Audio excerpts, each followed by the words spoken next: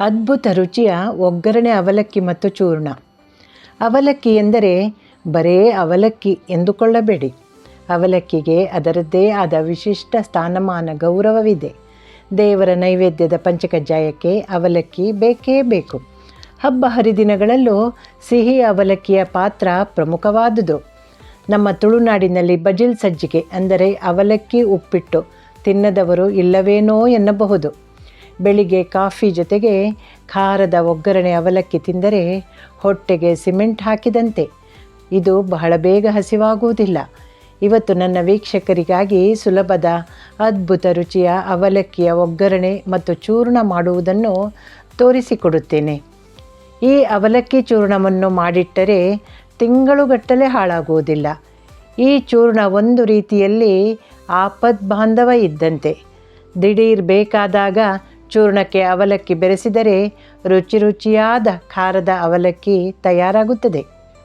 ಇದನ್ನು ಮಾಡುವ ರೀತಿ ಹಾಗೂ ಇದಕ್ಕೆ ಏನೆಲ್ಲ ಬೇಕು ಎಂದು ನೋಡೋಣ. ಮೊದಲು ಒಗ್ಗರಣೆಗೆ ಬೇಕಾದ ಸಾಮಗ್ರಿಗಳನ್ನು ಜೋಡಿಸಿಡೋಣ. ಹಿಂಗಿನ ಹುಡಿ, ಜೀರಿಗೆ, ಕೊತ್ತಂಬರಿ ಬೀಜ, ಹರಸಿನ ಹುಡಿ, ತೆಂಗಿನಕಾಯಿ ಅಂದರೆ ಇದರ ತುರಿ, ಅವಲಕ್ಕಿ, ಉಪ್ಪಿನ ಹುಡಿ, ಬೆಲ್ಲ ಅಥವಾ ಸಕ್ಕರೆ ಯಾವುದು ನಿಮಗಿಷ್ಟ ಅದನ್ನು ಸೇರಿಸಬಹುದು. ಒಗ್ಗರಣೆಗೆ ತೆಂಗಿನೆಣ್ಣೆ ಮತ್ತು ಸಾಸಿವೆ ಹಾಗೂ ಕರಿಬೇವು. ಮೊದಲಿಗೆ ತೆಂಗಿನಕಾಯಿಯನ್ನು ತುರಿದಿಟ್ಟುಕೊಳ್ಳಬೇಕು. ನಿಮಗೆ ಹೇಗೆ ಸುಲಭವೋ ಹಾಗೆ ತುರಿಯಬಹುದು. ನಾನಿಲ್ಲಿ 2 ರೀತಿಯಲ್ಲಿ ತುರಿಯುವುದನ್ನು ತೋರಿಸಿದ್ದೇನೆ. ಹಾಗೆಯೇ ಬೆಲ್ಲವನ್ನು ಕೂಡ ಸಣ್ಣದಾಗಿ ತುರಿದಿಟ್ಟುಕೊಳ್ಳಬೇಕು. ಬೇಕಾದರೆ ಜಜ್ಜಬಹುದು. ಸಣ್ಣ ಸಣ್ಣ ಚೂರು ಮಾಡಿ ಮಿಕ್ಸರ್ ಜಾರ್ನಲ್ಲೂ ಹಾಕಬಹುದು. ಸಕ್ಕರೆ ಸೇರಿಸಿದರೆ ಇದೆಲ್ಲ ಸಮಸ್ಯೆಯೇ ಇಲ್ಲ. ಆದರೆ ಬೆಲ್ಲ ಸಕ್ಕರೆಗಿಂತ ಒಳ್ಳೆಯದು ಎಂದು ನಾನಿಲ್ಲಿ ಬೆಲ್ಲವನ್ನು ಸೇರಿಸಿದ್ದೇನೆ. ಈಗ ಒಗ್ಗರಣೆಗೆ ಇಡೋಣ. ಬಾಣಲೆ ಬಿಸಿಯಾಗುತ್ತಿದ್ದಂತೆ ಒಂದು ದೊಡ್ಡ ಸೌಟು ತೆಂಗಿನೆಣ್ಣೆ ಸೇರಿಸಿ. ಇದಕ್ಕೆ ಎಣ್ಣೆ ಸ್ವಲ್ಪ ಜಾಸ್ತಿ ಬೇಕಾಗುತ್ತದೆ. ಎಣ್ಣೆ ಬಿಸಿಯಾದ ಮೇಲೆಯೇ 1 ಚಮಚ ಸಾಸಿವೆ ಸೇರಿಸುವುದು. ಬೇಕಾದರೆ ಇನ್ನರ್ಧ ಚಮಚ ಹೆಚ್ಚು ಸೇರಿಸಿದರೂ ತೊಂದರೆ ಇಲ್ಲ. ಸಾಸಿವೆ ಎಣ್ಣೆಯಲ್ಲಿ ಸಿಡಿಯಬೇಕು. ಈಗ 2 ಎಸಳು ಕರಿಬೇವು ಮುರಿದು ಹಾಕಿರಿ. 1 ಚಮಚ ಜೀರಿಗೆ, 1 ಚಮಚ ಕೊತ್ತಂಬರಿ ಬೀಜ, ಅರ್ಧ ಚಮಚ ಹಿಂಗಿನ ಹುಡಿ, ಅರ್ಧ ಚಮಚ ಹರಸಿನ ಹುಡಿ ಹಾಕಿರಿ. ಸಣ್ಣ ಉರಿಯಲ್ಲಿ ಇದನ್ನು ಹುರಿಬೇಕು.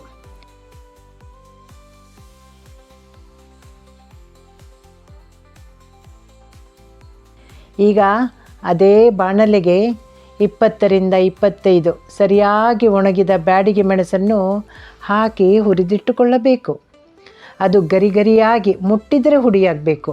ಆ ರೀತಿ ಆಗುವವರೆಗೆ ಹುರಿಯಬೇಕು. ಇಲ್ಲಿ ಒಗ್ಗರಣೆಗೆ ತೆಂಗಿನೆಣ್ಣೆ ಸ್ವಲ್ಪ ಜಾಸ್ತಿ ಬೇಕಾಗ್ತದೆ.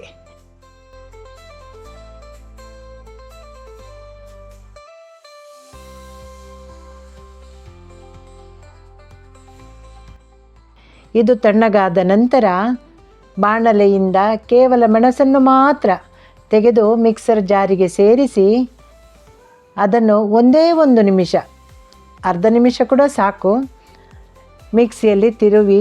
ಮೆಣಸು ನಯವಾಗಿ ಹುಡಿ ಮಾಡಬೇಕೆಂದೇನಿಲ್ಲ, ಸ್ವಲ್ಪ ಚೂರು ಚೂರು ಇರಬೇಕು. ಈಗ ಅದಕ್ಕೆ ತುರಿದಿಟ್ಟ ಬೆಲ್ಲ, ಉಪ್ಪಿನ ಹುಡಿ ಹಾಗೂ 1 ಮುಷ್ಟಿ ತುರಿದ ತೆಂಗಿನ ತುರಿಯನ್ನು ಸೇರಿಸಿ ಹದವಾಗಿ ತರಿತರಿಯಾಗಿ ತಿರುವಿ. ನಾವು ಮೊದಲೆಲ್ಲ ಇದನ್ನು ಕೈಯಿಂದಲೇ ಮಾಡುವುದಾಗಿತ್ತು, ಮಿಕ್ಸಿಯಲ್ಲಿ ಹಾಕುವುದೇ ಇಲ್ಲ. ಅಂದರೆ ಆಗ ಮಿಕ್ಸಿ ಇರಲಿಲ್ಲ.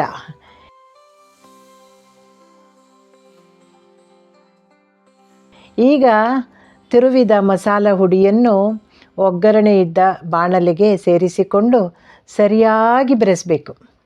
ಇದನ್ನು ಸೌಟಿನಿಂದ ಬೆರೆಸುವುದಕ್ಕಿಂತ ಅಂಗೈಯಿಂದ ಬೆರೆಸಿದರೆ ಚೆನ್ನಾಗಿರುತ್ತದೆ.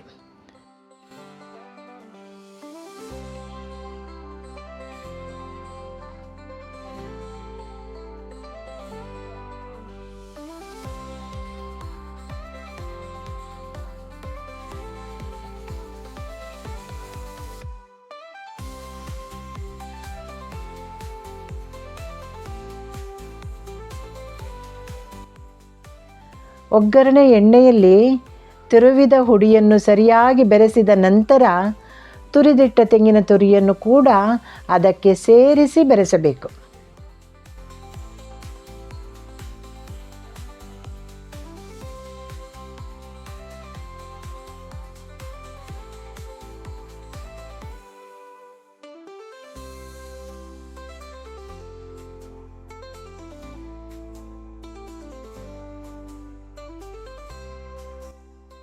ಇದನ್ನು ಅದೇ ದಿನ ತಿನ್ನುವುದಾದರೆ ಸ್ವಲ್ಪ ಚೂರ್ಣ ತಗೊಂಡು ಅದಕ್ಕೆ ಅವಲಕ್ಕಿಯನ್ನು ಬೆರೆಸಿದರೆ ಒಗ್ಗರಣೆ ಅವಲಕ್ಕಿ ಸಿದ್ಧ.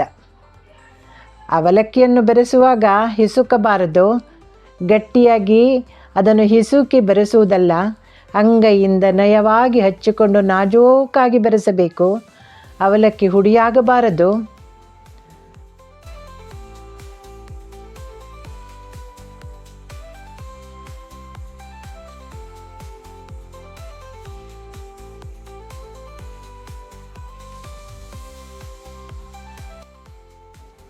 ಈರುಳ್ಳಿ ಇಷ್ಟ ಇದ್ದವರು ಈರುಳ್ಳಿಯನ್ನು ಸಪುರವಾಗಿ ಹೆಚ್ಚಿಕೊಂಡು ಸೇರಿಸಿದರೆ ಅವಲಕ್ಕಿ ಬಹಳ ರುಚಿಯಾಗುತ್ತದೆ. ಹಬ್ಬಗಳಲ್ಲಿ ಉಪವಾಸ ಮಾಡುವವರು ಈರುಳ್ಳಿಯನ್ನು ಸೇರಿಸುವುದಿಲ್ಲ. ಈ ಚೂರ್ಣವನ್ನು ತಿಂಗಳುಗಟ್ಟಲೆ ಇಡಬೇಕಾದರೆ ಚೂರ್ಣವನ್ನು ಮತ್ತೆ ಸಣ್ಣ ಉರಿಯಲ್ಲಿ 5-6 ನಿಮಿಷಗಳವರೆಗೆ ಹುರಿಯಬೇಕು. ಯಾಕೆಂದರೆ ತೆಂಗಿನ ತುರಿಯಲ್ಲಿರುವ ನೀರಿನಂಶ ಹಿಂಗಬೇಕು.